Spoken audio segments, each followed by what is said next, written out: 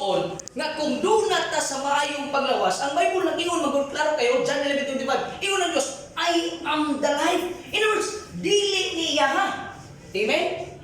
Wala siya nagutang ni mong kamatayon o mamatay kag sayo ina.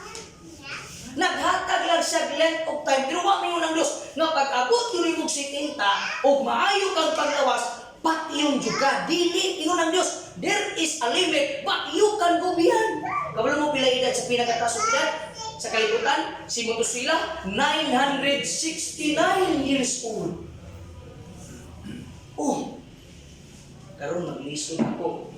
Karon igsoon sa mas kuningon, healthy lifestyle na karon. Kaya ang gobyerno narabayhat nakapila. Pila te? 80,000? Pagkaabot ka og 100 years old. Ay, hindi ang umunta ba? Magkadawat pa ta, pero ang sakit ng kay pamalandungon, mudawat tuod ta, pero kuya dili na kita ang gasto. Inaana lang katikasan ng kalibutan. Nidawat tuod tag panalangin, pero dili na kita kay wala naman. Oh, gidala na lang ta dito sa withdrawal. Muna'y una na kong obserbasyon. Igsoon, unsa man ang balatian na nimo, hinulsuli, kay wag na gibutang sa Dios nimo. Ang kamatayon walay labot sa kaluwasan. Pero pagsulod sa sala, nisulod ang kamatayon tungod sa gipanganlan og Lucifer nga nisupak sa Ginoo. Pagsupak sa Ginoo, misulod ang kamatayon gikan sa Lucifer, nibatok sa Ginoo, nahimo na siyang Satanas. Iyan ning gidala. Kay ang Bible nagsulti, I am the resurrection in the life. Wa siya mingon, mayong nga nitagpulong resurrection pagkabanhaw. Nganong nisulti ang Ginoo siya pagkabanhaw kay gisulod sa yawa ang kamatayon. Busa ako nisulti sila. Masakitan man mo, pero taas mo nagingon ba nga, samtang napay gayon.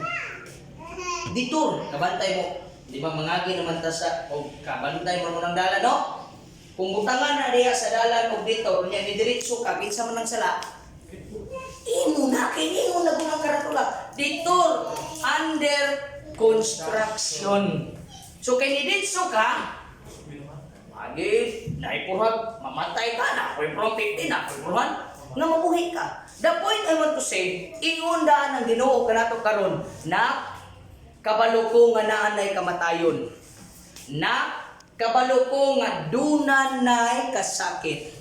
Na kabalo ko nga dunanay balatian, pero kining tanan di gikan sa kuha. Ang akong ihatag nimo may panglawas. Ang akong ihatag kanimo proteksyon. Pero sultihan na magsuon, ang Diyos naghatag nimo kagawasan sa pagpili. Pag-ingon sa Ginoo kang Marta, I am the life and resurrection. Gipapili siya. Mutuo ba ka nga ako ang kinabuhi? Mutuo ba ka Marta nga ako ang pagkabanhaw? Pag-ingon nilang mutuo, gawas sila sa Lord. Igsoon nasayod ang Diyos unsa ang problema nimo. Nasayod ang Diyos unsay kabukaton sa kamatayon. Nasayod lang Diyos nga nahadlok kas kamatayon. Besan pag-unsa nato mga kaigsunan kamaayo. Basta kamatayon na gani ang isgutan, manguro na tanan. Sulayin ko ninyo higdana niya magtubo mo. Oh, di ba makaingon, di ba? Freedom life manino. Na may katapa diya o sa nantapa diya. Oh, St. Peter, di ba katong ilang uso-uso ito nga lungon niya mag-selfie ka. Hindi ba tikos biya tulsa mo nilagpan niya mo romantag gidali-dali. Oh, nagalagay ka mong pasilpi katong pilang na lumon. Oh, pati mo lang imagine ba? Soon, kanang mutana ka ba? Makahigda pa pagkakuani. Namo na nga mutana. Kasi kung madulog na ikaw na, huy, muyong rita, simba ko. Di na yun lang masimba ko. Kaya mo sugod kag sa dili, you don't know the routine of your life. Oh, tanawan lang diya sa may pilat, oh. Oh. Nakita pag 25, nagisi-ngisi. 26, nang harvest. Pagka 27, wala na mapunta. 28, pagka 29, giadtos kubo. Patay na diya. Tulong na kadlaw na agnas na. Wag yun na iba. Kaya sa bagoy na ibahaws kinuwi. Pero sultian ka mo sa kaayos Ginoo. Once di ay nga naa ang atong kinabuhi sa Dios, ang Salmo 1, versikulo 6, nindot kay pagkasaysay. Kabalo mo giun sa pagsaysay sa Ginoo sa Salmo kapitulo 1, versikulo 6, ingon ang Dios, nahisayod ako sa dalan sa mga matarong. Muli na kining mga buutan, ayun mo ito, ano ito? Ang bain mo naman, ha? Sumpay, mas dugay din buutan, oy.